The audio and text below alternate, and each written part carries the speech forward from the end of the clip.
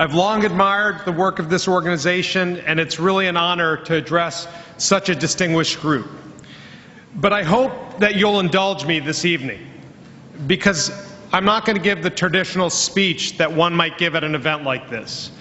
I'm not going to have the jokes about the Asian prom. I'm not going to talk about the significance of May in the Asian American experience.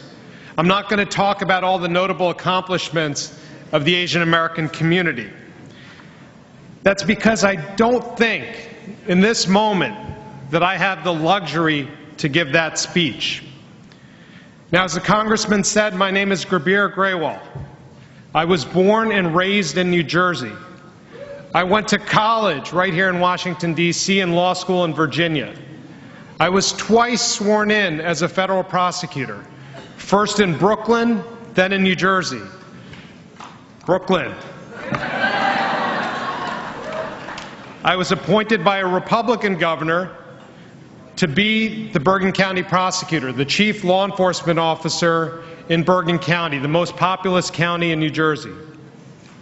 And 120 days ago, I was appointed by a Democratic governor to be the 61st Attorney General of New Jersey.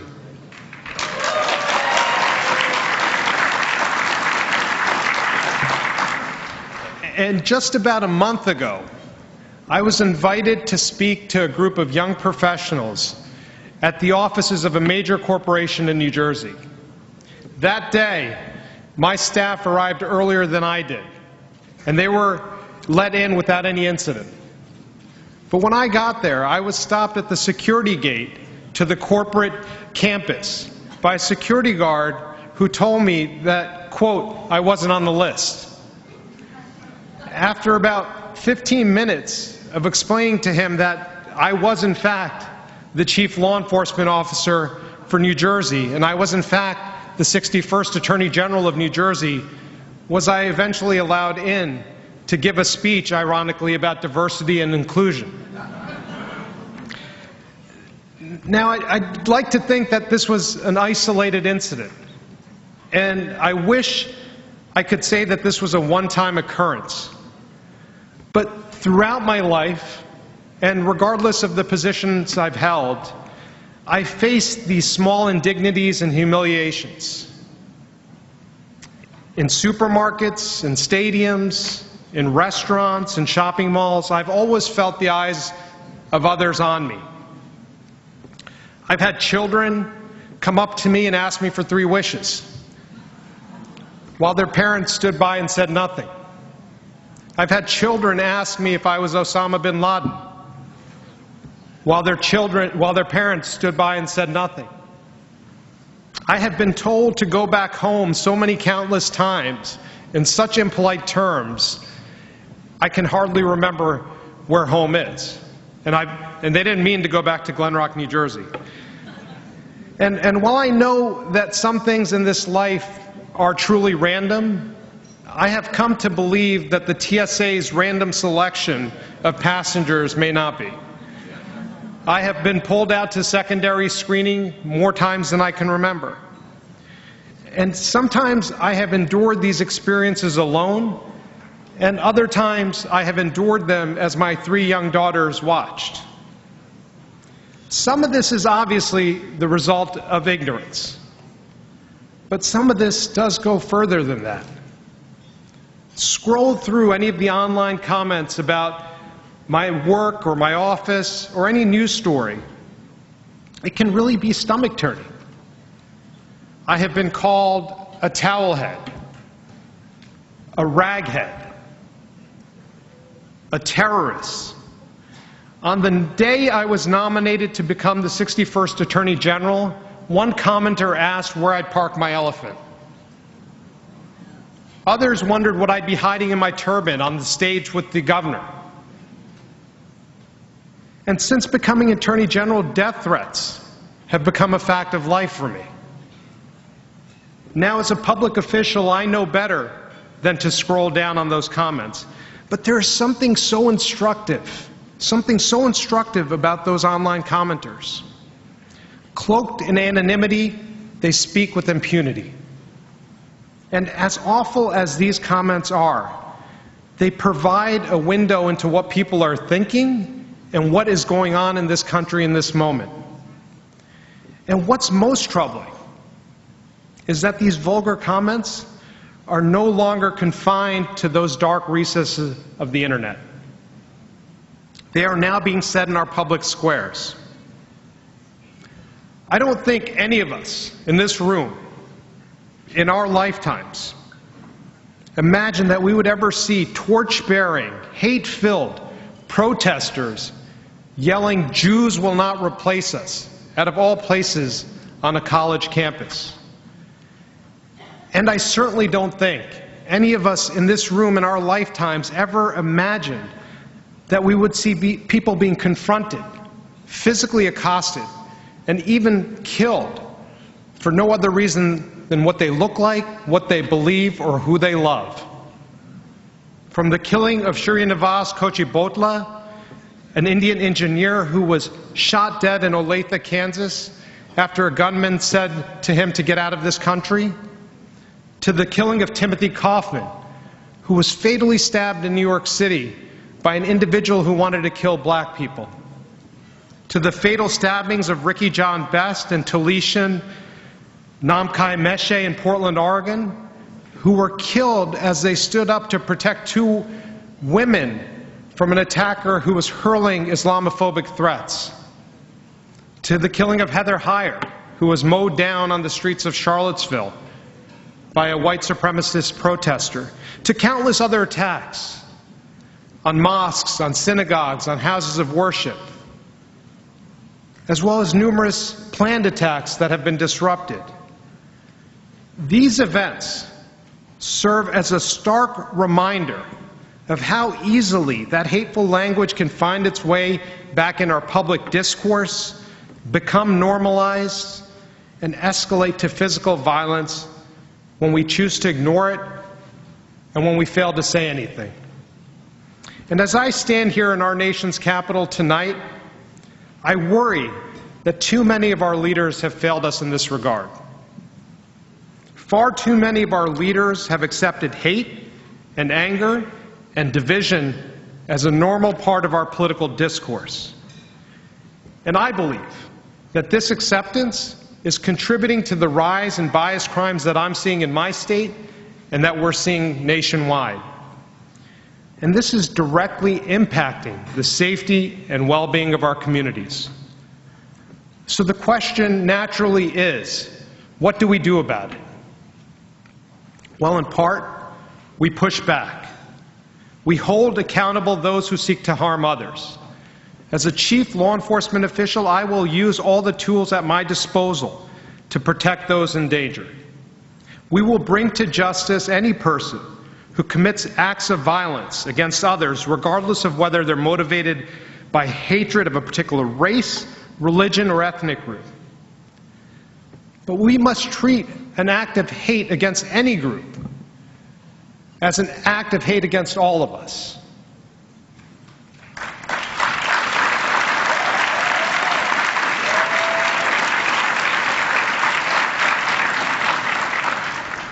And we must also be willing to call out these hateful comments and statements, or inaction by our leaders in the face of such statements, regardless of the consequences. And we must push back against the federal government when it fails to protect our residents. We must take a stand when the federal government violates our laws, our Constitution, and our sense of decency. Since becoming Attorney General in January of this year, I have joined with like-minded colleagues from across the country to push back against these violations. I take no joy in it, but it must be done. So we have pushed back against efforts to rescind protections for our dreamers. We have pushed back against repeated efforts to ban travel from Muslim-majority countries.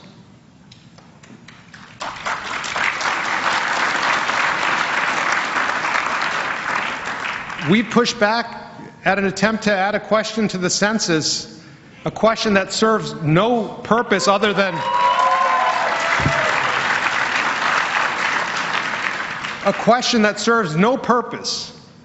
other than to intimidate our immigrant communities. And we have pushed back at efforts to bar soldiers from military service simply because of their gender identity.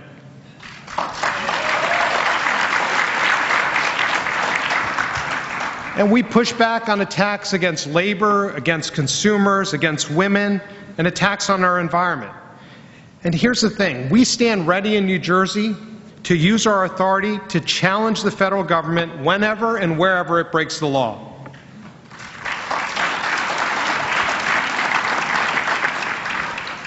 But this can't be the entire solution.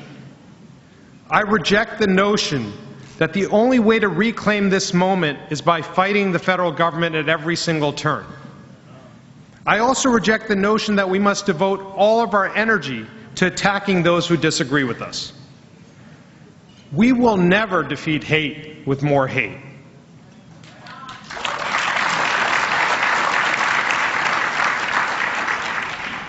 We can only defeat hate by rising above it, by responding to it with compassion, with respect, and with an appreciation of our shared humanity. Rather than tearing down those who we dislike, we must use our energy to build something that we can all be proud of. And I've taken all of this to heart back home in New Jersey.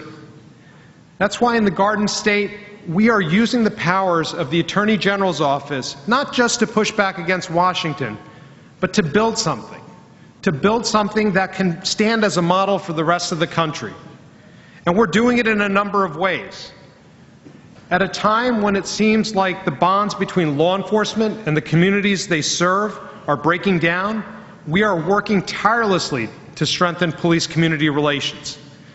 But rather than simply put cops and community members in a room together and hope that they talk to each other, we're taking concrete steps to build trust.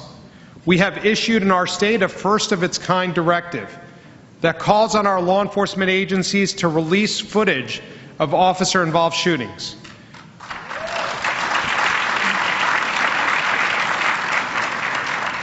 We've required our police departments to implement early warning systems to help identify problem officers.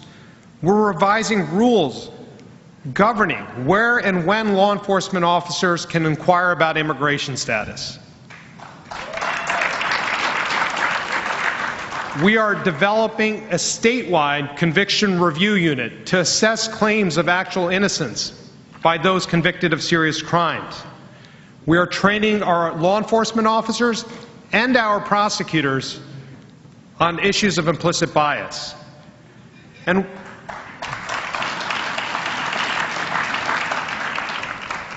we are redoubling our efforts to recruit law enforcement officers who reflect the beautiful diversity of our state.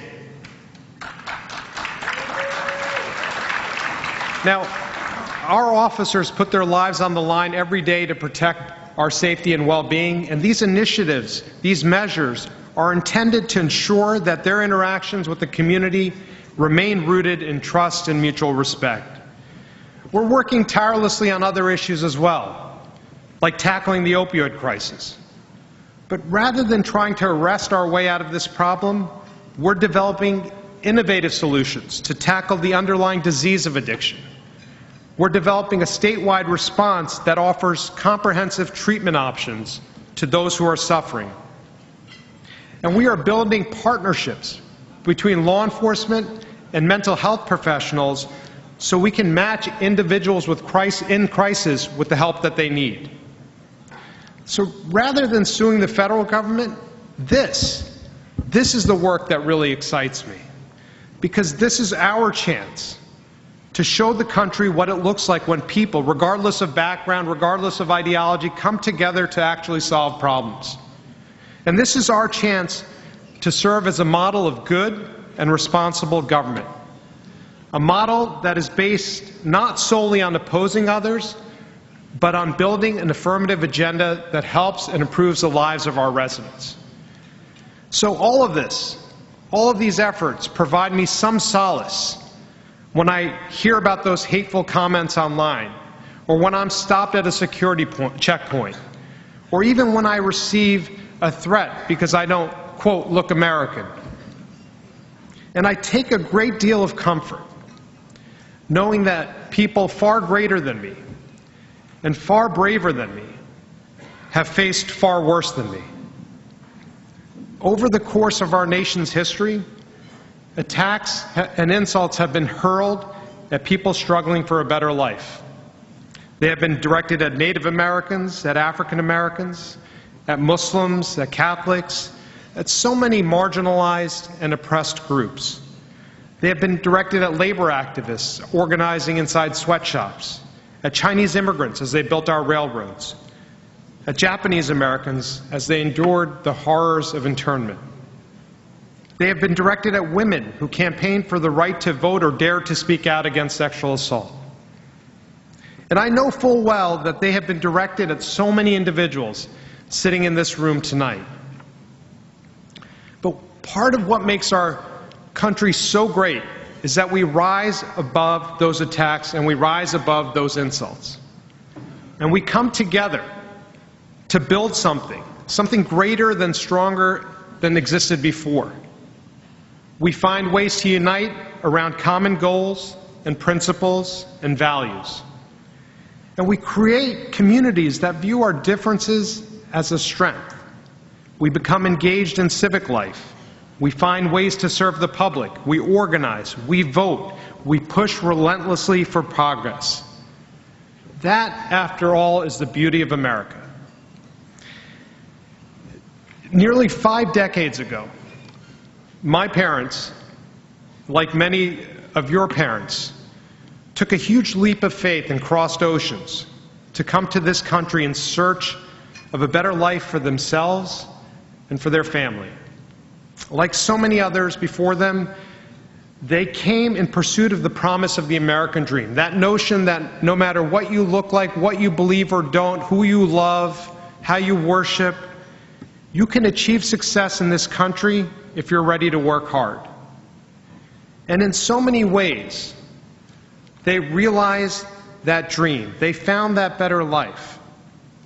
And through their example, they showed me that it was possible to achieve success in this country without compromising your identity or your beliefs, that the two were not incompatible. And in the process, they also passed along to me their values. They taught me to work hard, to study hard, to always be grateful for the opportunities that this country had provided them and to so many immigrant families like ours.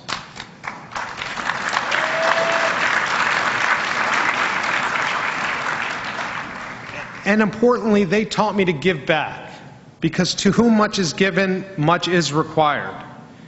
And I am driven each and every day by the desire to return that favor, not only by creating a better life for my family, for my 3 daughters, but also by engaging in public service, looking the way I do, believing the way I do, and doing my part to make our country and our communities safer, fairer, and more just for all of us.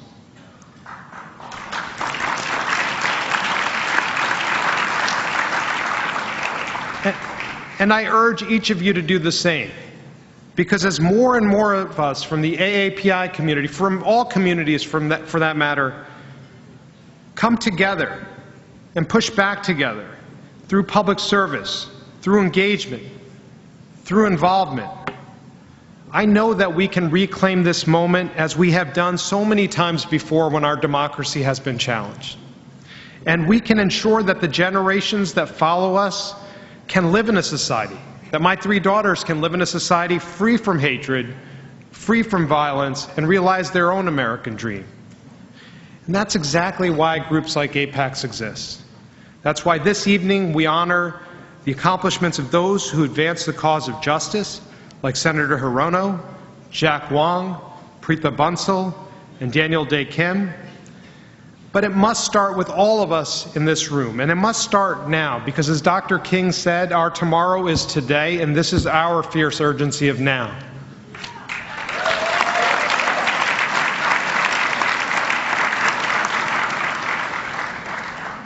That's why I didn't have the luxury of giving the usual speech tonight. I'm so honored to have had the chance to speak with you tonight, and I look forward to working with all of you in the days, the months, the years to come as we try together to build a nation that we can be proud of. Thank you.